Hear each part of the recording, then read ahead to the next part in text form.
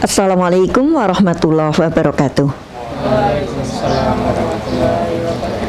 Alhamdulillah, alhamdulillah wa syukrulillah. An amana bi nikmatil iman wal islam. Asyhadu alla ilaha illallah wa asyhadu anna Muhammadan abduhu wa rasuluh, amma ba'd. Rabbi shrahli sadri wa yassirli amri wahlul 'uqdatam min lisani yafqahu qawli, amin ya rabbal alamin. Allahumma sholli ala Muhammad wa ala ali Muhammad. Jamaah yang dirahmati Allah, alhamdulillahirabbil alamin. Puja dan puji syukur kehadirat Allah yang hingga kesempatan kali ini limpahan nikmat dan karunia-Nya tercurah pada kita semuanya sehingga kita dipertemukan dalam keadaan sehat walafiat. Salawat dan salam semoga tercurah pada junjungan kita Nabi Agung Muhammad Sallallahu Alaihi Wasallam beserta segenap keluarga, kerabat, sahabat dan para pengikut setianya, insya Allah termasuk kita semuanya. Satu topik, kita berikhtiar saat pandemi. Bahkan saya bilang ikhtiarnya mentok, ikhtiarnya sampai sekuat tenaga di saat pandemi. Pertanyaannya, mengapa kita harus berikhtiar? Bukankah ada takdir Allah yang kita sekedar menunggu? Oh tidak, kita harus berikhtiar karena ikhtiar itu satu keharusan. Ikhtiar itu satu keniscayaan. Jadi tawakal yang sebenarnya adalah tawakal yang dibarengi dengan ikhtiar. Tawakal yang tanpa ikhtiar itu tawakal omong kosong. Satu ketika ada motor ditaruh di luar, kuncinya dicendel di situ, STNK lengkap di situ. Kemudian kita bilang begini, alah kalau rezeki kurang ya jadi, kalau enggak ya hilang. Itu namanya ini tidak ada ikhtiar. Itu namanya tawakal yang omong kosong. Maka di saat pandemi ketika kita itu tawakal, hidup dan mati itu milik Allah, aku kena virus dan tidak itu karena Allah, maka tawakal seperti itu harus dibarengi dengan ikhtiar. Mengapa kita harus berikhtiar? Dalam salah satu ayat surat Ar-Ra'd ayatnya 11, Allah berungkap, Innallaha la yughayyiru ma biqaumi hatta yughayyiru ma bi anfusihim. Sungguh Allah tidak akan mengubah nasib suatu kaum kecuali kaum itu sendiri yang akan mengubahnya. Kemudian muncul pertanyaan, Bunda, kalau aku sudah bekerja keras tapi takdirku memang miskin terus gimana? Bunda, aku sudah kerja keras, kalau takdirku memang kena COVID gimana? Nah, ada kekuatan doa dan usaha yang mampu menggagalkan takdir.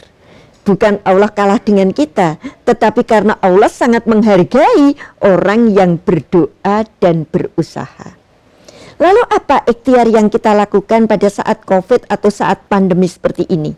Saya bilang, ada ikhtiar internal, ada ikhtiar eksternal. Ikhtiar internalnya satu, meningkatkan iman kita. Kita meyakini bahwa COVID ini yang membuat Allah. Pandemi ini sudah skenario Allah. Kapan akan berakhirnya tidak kita pikir kapan. Karena Allah sudah punya waktu dan cara yang telah ditetapkan untuk mengakhirinya. Kita nggak perlu terlalu pusing. Hari ini masih banyak ya korbannya. Besok ada lagi, besok ada lagi. Kita tidak akan nyampe. Karena apa? Selesainya COVID ini, selesainya pandemi ini, Allah sudah punya waktu dan cara untuk mengakhirinya. Nah, secara internal kita tingkatkan iman kita. Bagaimana cara kita meningkatkan iman? Yang pertama, ibadah kita semakin membaik. Jadi saya bilang yang punya corona itu siapa? Allah. Kalau kita kepingin aman, semakin dekatlah kepada yang punya. Kalau ada seekor kambing merusak tanaman di kebun kita, kita tidak cukup pergi, tidak. Tapi kita bilang dengan yang punya kambing, Pak, yang punya kambing, tolong dong kambingnya ditarik, tolong dong kambingnya diambil. Kita matur kepada Allah. Kita bilang kepada Allah, ya Allah, tolong. Dengan cara apa? Lebih intens ibadah kita. Lebih khusyuk ibadah kita. Lebih banyak doa kita. Lebih luas, pertegas permintaan kita kepada Allah. Ini yang cara kita mendekatkan diri kepada Allah sebagai ikhtiar internal. Ibadah kita semakin membaik. Lalu yang kedua, belajar ilmu agama. Yuk, di saat kita berada di SS, ini masih pasukan penebar pedas? Ya, masih pasukan penebar pedas ya. Kita bisa sambil belajar. Kelihatannya laden, menyajikan sesuatu, tapi ternyata yang jajan di situ, yang makan di situ sedang mengobrolkan ilmu agama. Ternyata kita sambil meletakkan ada sesuatu, oh begitu toh. Kita tidak terikat oleh ruang dan waktu dalam hal menggali ilmu agama untuk membentengi diri kita. Kemudian kita meningkatkan daya tahan tubuh kita. Dengan apa? Dengan suplemen, dengan olahraga, apapun yang bisa kita lakukan untuk meningkatkan imun kita.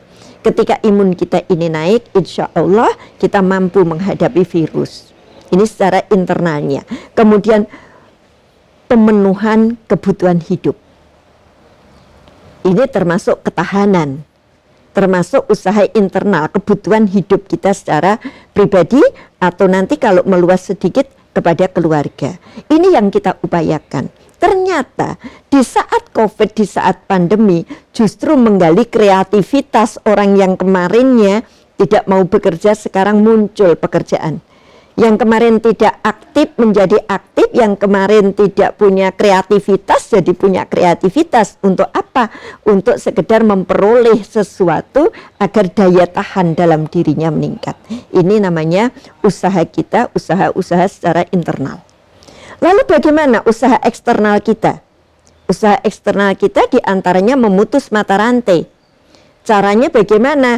Jamaah saya hari ini pakai masker semua. Bunda mohon maaf yang tidak pakai masker Bunda, tapi pakai tadi cuma dirunkan ya. Pakai masker semua. Ini semua termasuk satu di antara sekian upaya untuk memutus rantai.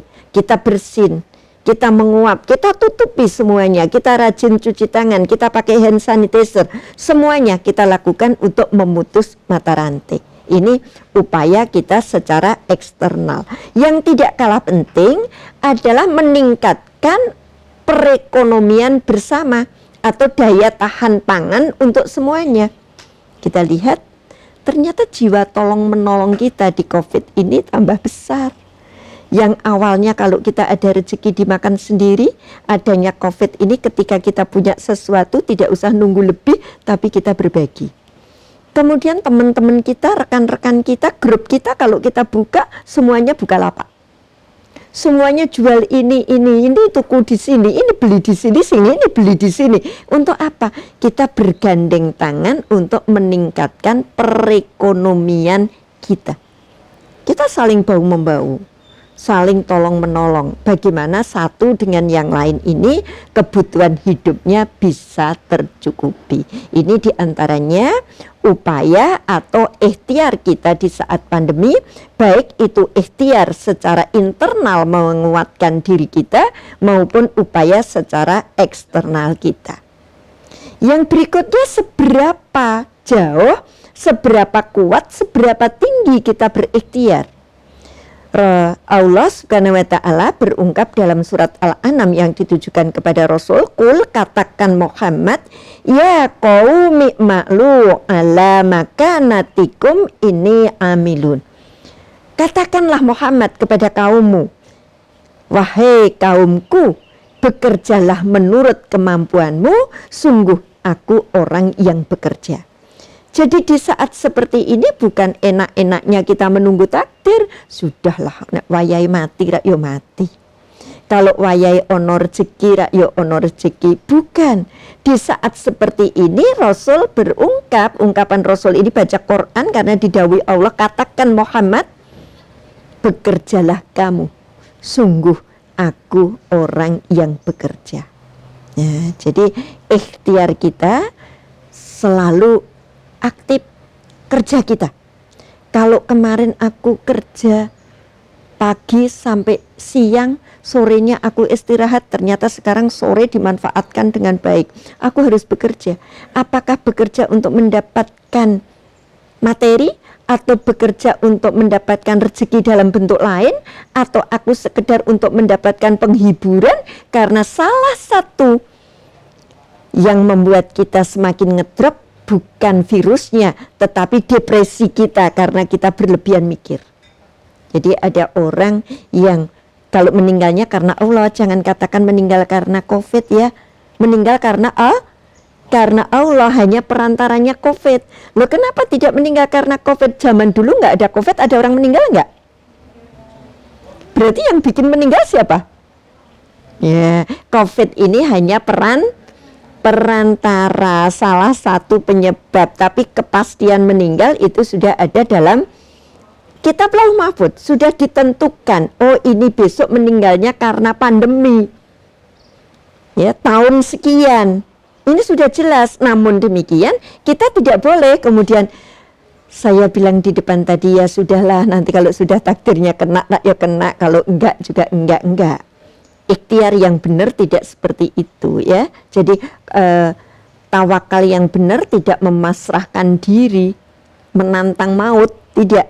Tapi kita sekalipun saya tahu maut itu mungkin besok pagi, tapi saya tidak perlu menyerah hari ini, ogah-ogahan hari ini, tidak. Saya mungkin akan meninggalnya masih sekian tahun, kemudian saya bebas merdeka melakukan apapun besok bertobat, tidak. Tapi kita semuanya itu berserah diri kepada Allah dengan ikhtiar berusaha sebaik-baiknya. Jadi sekali lagi saya sampaikan, katakanlah ya kepada kita semuanya untuk kerja keras karena Rasul bekerja keras. Maka kerja kerasnya sesuai dengan upaya yang di depan saya sampaikan. Kalau internal kerja kerasnya apa? Aku meningkatkan imun. Jam 10 mulai kerja, tapi saya harus olahraga dulu. Padahal capek enggak? Capek. Panas enggak? Panas, tapi inilah bentuk ikhtiar saya melawan COVID. Lalu yang lain, pemenuhan kebutuhan. Tadi saya bilang, pulang kerja sudah jam 2 atau mungkin jam 4. Biasanya kepingin sampai rumah leyeh-leyeh tidur, tapi ada pekerjaan. Oh, ini momentum korban sambil jual kambing.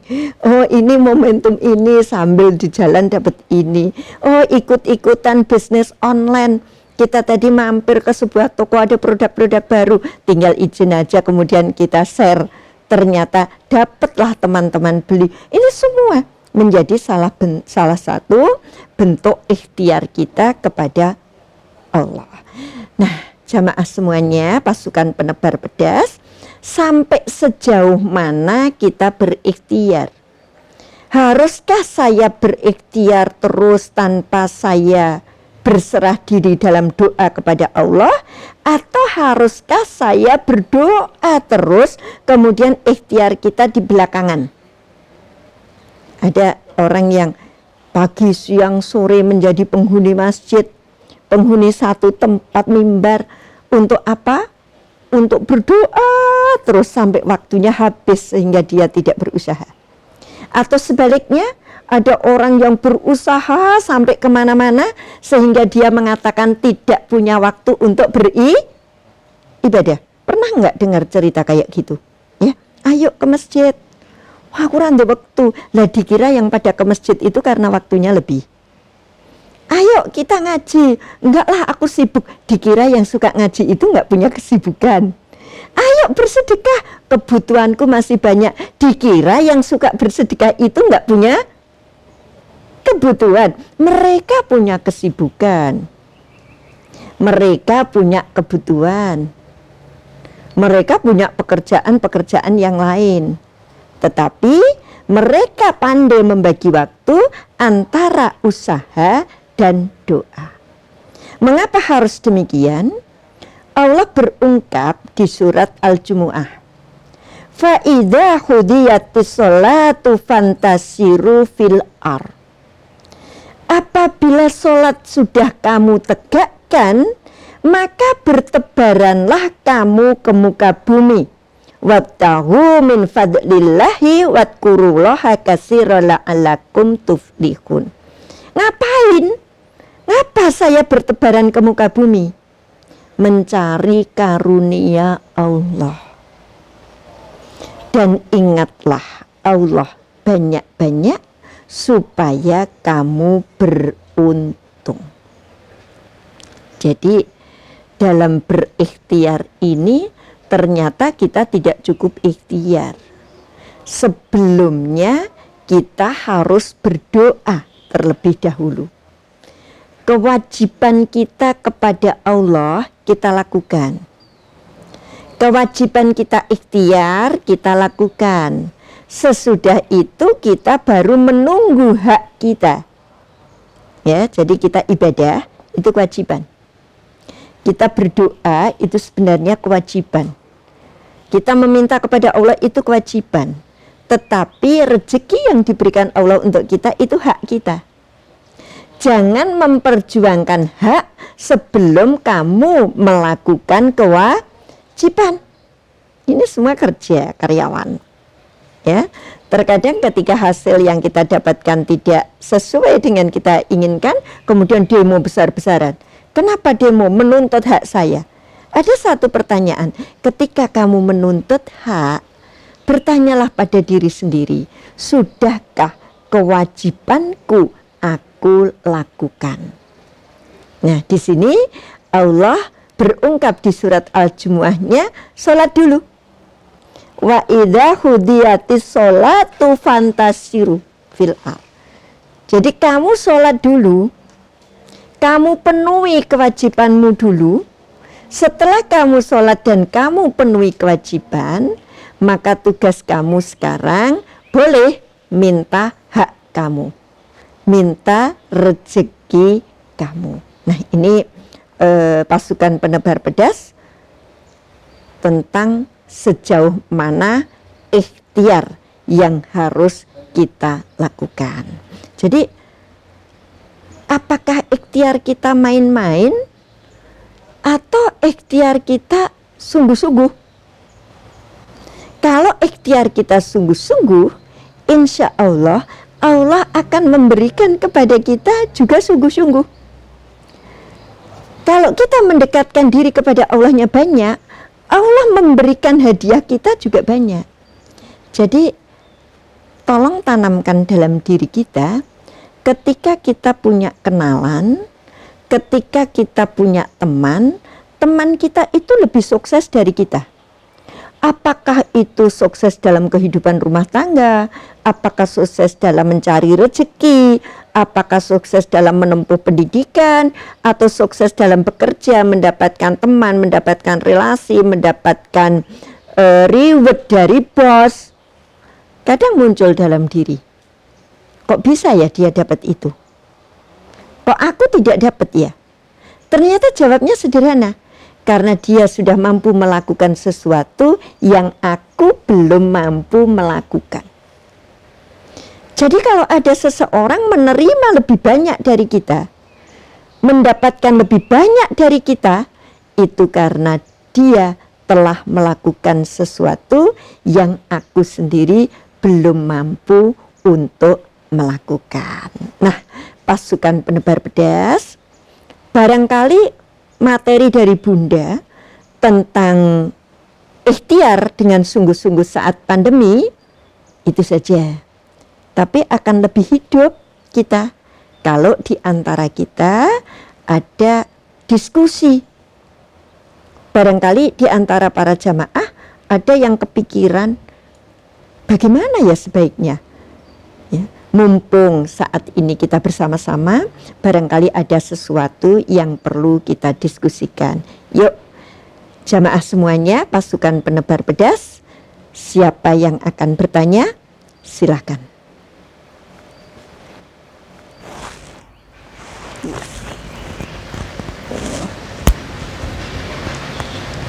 Assalamualaikum warahmatullahi wabarakatuh. Waalaikumsalam warahmatullahi wabarakatuh. Nama saya Septi dari bagian IT. Saya ingin menanyakan, tadi Bunda sudah menjelaskan kalau ikhtiar, tawakal, dan doa itu adalah kewajiban kita sebagai hamba kepada Tuhannya. Nah, ketika kita sudah melakukan tawakal, ikhtiar, dan berdoa, tapi belum menemukan hasil yang baik, bagaimana kiat-kiatnya agar kita tetap berhusnuzon sama Allah? Itu saja. Terima kasih. Assalamualaikum warahmatullahi wabarakatuh. Waalaikumsalam warahmatullahi wabarakatuh. Ya, ini ada satu pertanyaan, Bunda. Kalau kita itu sudah ikhtiar berdoa, kemudian hasilnya kita pasrahkan pada Allah, tawakal. Tawakal itu berserah diri. Tawakal itu pasrah. Saya sering pakai bahasa pasrah bungkuan. Pasrah bungkuan itu manut pokoknya, ya. Dari rumah ke sini itu bentuk ikhtiar. Ikhtiar untuk menjemput rezeki Allah. Terus tadi berangkat sudah paginya sholat subuh. Ternyata sempat sholat duha. Itu doa, diantaranya ada doa. Setelah itu sambil naik motor bilang gini, udahlah aku hari ini sudah berdoa, sudah berikhtiar, bab rezeki itu urusan Allah, berapapun dikasih. Ternyata ketika kita tadi sudah sholat tahajud, sholat subuh, sholat duha, di sini juga kerjanya sudah Masya Allah bagus sekali, kok hasilnya tidak sesuai dengan yang kita inginkan. Padahal aku pasrah loh Allah, aku udah manut lah dengan Allah berapapun hasilnya. Terus saya bagaimana? Tetap berhusnudzon kepada Allah. Satu, kita tetap harus kembali pada bagian pertama tadi, bahwa Allah sudah memberikan kepada kita, ya, kewajiban untuk mengubah diri. Saya mengubah, insya Allah Allah memberikan. Kapan? Nah, di sini saya berulang kali menyampaikan, baik itu kepada jamaah secara umum maupun pasukan penebar pedas, bahwa doa kita ini akan ditanggapi oleh Allah dengan 4 cara. Cara yang pertama, apa yang kita minta itu dikabulkan. Ya Allah, hamba mohon rizki kepadamu. Pagi-pagi ada orang yang punya utang ke kita lama sekali nggak bayar-bayar, kemudian bayar. Tiba-tiba saya dengar info, ada berita saya dapat hadiah. Atau mungkin kalau kita hidup di perkampungan, begitu kita ngomong dapat rezeki, pagi-pagi pintunya diketuk, ada orang antri bancaan. Dia dapat rezeki itu. Jadi rezeki Allah diberikan untuk menanggapi doa kita secara spontan, instan. Pokoknya aku minta A, langsung diberi A. Lalu yang kedua, kita dikabulkan oleh Allah, tapi tidak hari ini. Kita ditunda. Satu ketika Bunda itu pengajian, kemudian dilapori seseorang. Bunda, masyarakat di sini ini semua galau. Ini ngaturi Bunda untuk menyampaikan pencerahannya biar tenang. Emang ada apa? Ini loh Bunda, ganti rugi atau ganti untung tanah yang akan dipakai bangunan umum. Ini kok sampai sekarang nggak beres. Ada yang sudah dikasih, ada yang belum dikasih, ada yang begini. Saya bilang, berhusnudzonlah. Karena Allah akan memberi tepat pada waktunya. Ternyata ketika ini dilunasi, hari ini dilunas, ada orang yang komentar begini. Untung pelunasannya hari ini ya Bunda. Saat anak saya harus bayar sekolah, andai dilunasinya 5 bulan yang lalu, mungkin sudah habis, sehingga anak saya sekolahnya kacau karena nggak punya bayar. Jamaah pasukan penebar pedas, ternyata Allah menunda terkabulnya doa, karena Allah yang paling tahu kapan kamu membutuhkan. Sama sekarang ini masih ada, ya, seseorang berdoa, ya Allah beri aku kesehatan, beri aku kesehatan. Ternyata hari ini dia sakit terus. Tapi semakin tua usia, malah dia tambah sehat dibanding dulu ketika muda. Ngomong-ngomong, setelah kita mampu memahami hikmah dari Allah, kenapa toh dia waktu itu sakit-sakitan? Iya sih, anak-anaknya masih satu rumah, jadi ada yang ngopeni. Sekarang anaknya ternyata sudah menikah, satu di kota sana, satu di kota sana, satu di kota sana. Dia sehat walafiat. Andai dia sakitnya sekarang, terus siapa yang mau nemeni? Siapa yang mau ngopeni ibu yang dulunya kelihatan sakit-sakitan, sekarang malah sehat? Maaf, Allah paling tahu saat yang tepat, cara yang tepat untuk memberikan sesuatu kepada kita. Jadi tetap berprasangka baik. Lalu yang ketiga, dikabulkan oleh Allah tetapi diganti. Tidak seperti yang saya minta, karena ternyata yang saya minta itu nggak bagus. Mohon maaf, dulu punya teman dekat, ternyata putus. Ketika putus sedihnya Masya Allah. Jarak 2 tahun move on. Ketemu temen, nikah. Nah, pada perjalanan rumah tangga ini ternyata dengar info, Masya Allah, itu sekarang lagi kena masalah. Kenapa kena masalah? Karena dia curang, bla bla bla bla. Kita baru mikir, ya Allah, Engkaulah yang maha mengetahui. Ternyata dia orang baik.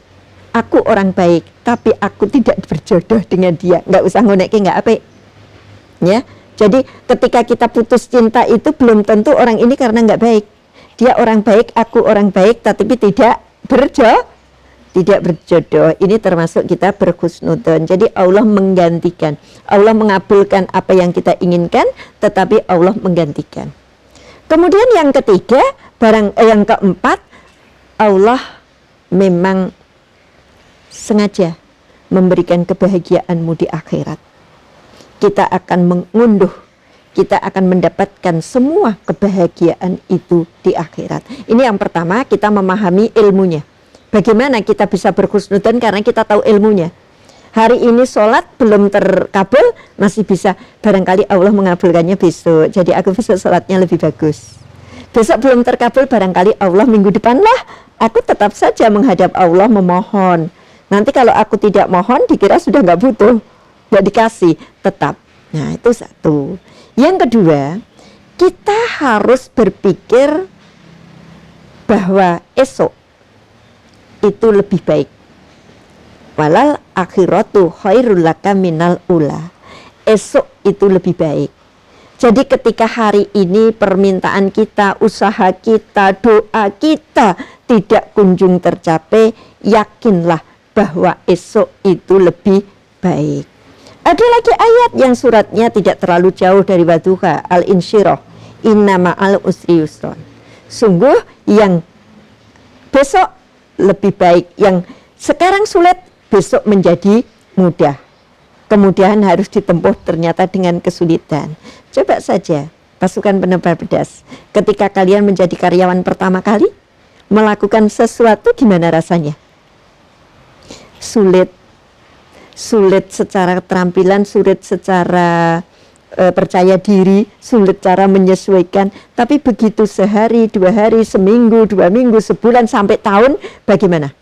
Kita akan merasakan kemudahan.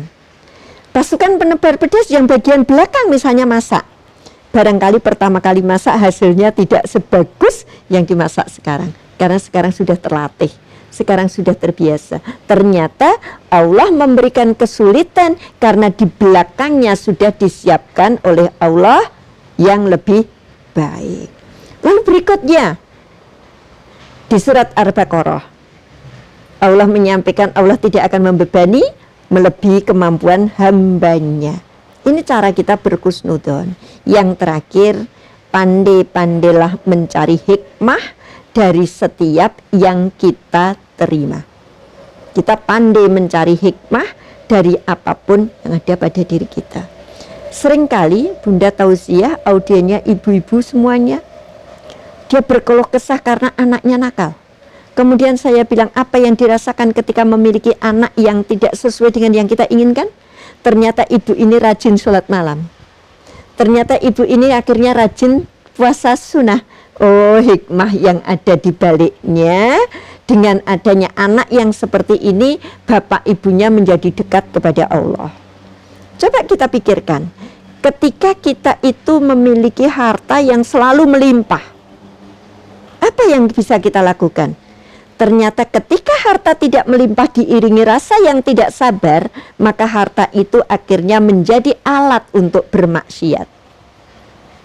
Ya, dengan kesederhanaan, dengan keterbatasan yang kita miliki, dengan rasa sakit yang kita rasakan, dengan was-was, ketakutan yang seperti ini, ternyata ada hikmah di baliknya, kita semakin mendekatkan diri kepada Allah. Kalau kita ngomong-ngomong masih kaitannya dengan COVID, sebenarnya banyak sekali loh hal yang dikembalikan kepada tuntunan atau syariat. Satu contoh, menurut syariat, orang yang meninggal itu segera dikuburkan. Tapi kenyataan dalam kehidupan, Orang yang meninggal itu kadang-kadang kan karena nunggu saudara, karena nunggu anak, nunggu keluarga, sampai nginep, sampai siangnya, sampai apa baru dimakamkan. Dengan adanya COVID, semua orang meninggal segera dikuburkan. Bahkan bukan karena COVID, bukan karena corona, orang yang meninggal juga harus diperlakukan segera untuk dikuburkan. Hikmahnya itu, kita kembali pada sunnah, kita kembali pada aturan. Ketika bulan Ramadan, di hari yang tenang, hari yang merdeka, menjelang buka kemana? Jalan-jalan, ngabuburit, kesana kemari, kesana kemari. Orang yang dipikirkan puasanya atau mau buka bersamanya? Buka bersamanya. Tapi ketika ada aturan tidak boleh, maka saat kita puasa Ramadan, menjelang buka kita di rumah. Kita baca Quran, kita berdoa, bukankah pertanyaannya, bukankah itu yang mestinya dilakukan oleh orang yang sedang berpuasa? Jadi hikmahnya adalah kita harus kembali kepada syariat. Kita harus kembali kepada tuntunan yang benar. Tetapi tuntunan yang benar ini kadang ditolak. Diterimanya harus pakai sesuatu yang lebih keras dan lebih tegas. Nah ini yang sering kali kita lakukan. Jadi kita berpositif thinking dengan cara semakin banyak kita belajar ilmu agama, kita memahami bahwa Allah itu maha bijaksana, bahwa tidak ada sesuatu yang terjadi itu dengan sia-sia. Insya Allah kita akan mendapatkan kebaikan di dalamnya. Nah, pasukan penebar pedas, saya simpulkan bahwa ikhtiar itu merupakan satu kewajiban. Pertama, kenapa ikhtiar kewajiban? Karena Allah tidak akan mengubah nasib kita kecuali kita berikhtiar. Kalau saya kaitkan dengan pertanyaan, kalau sudah punya ikhtiar tapi tidak berubah, pahami itu sebagai takdir. Ya, jadi jangan takdir dulu yang dipahami. Udahlah, kalau aku ditakdirkan kaya, biarpun aku bangunnya siang nggak kerja juga kaya.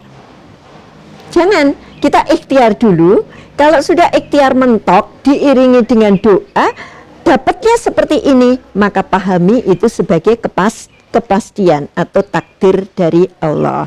Kemudian ikhtiarnya harus sungguh-sungguh, karena Allah berungkap, katakan Muhammad, bekerjalah kamu, sungguh aku orang yang bekerja. Yang terakhir, kita tetap berdoa dulu, mendekatkan diri kepada Allah dulu, baru kita berikhtiar. Bahkan dalam surat Al-Jumu'ah sampai meliling seluruh bumi. Wa idza qudiyatis sholatu fantasiru fil ar. Setelah berusaha, setelah berdoa, menyebar ke seluruh bumi. Berarti yang rumahnya daerah sana ke sini jauh bunda, enggak, Allah nyuruhnya ke seluruh bumi kok, enggak apa-apa itu ya. Jadi ikhtiarnya seperti itu. Nah, pasukan penebar pedas yang saya banggakan, yang saya hormati, demikian yang bisa bunda sampaikan. Mudah-mudahan ada manfaatnya. Terus semangat berikhtiar dalam kondisi apapun. Banyak salah mohon untuk dimaafkan. Billahi taufik wal hidayah. Assalamualaikum warahmatullahi wabarakatuh.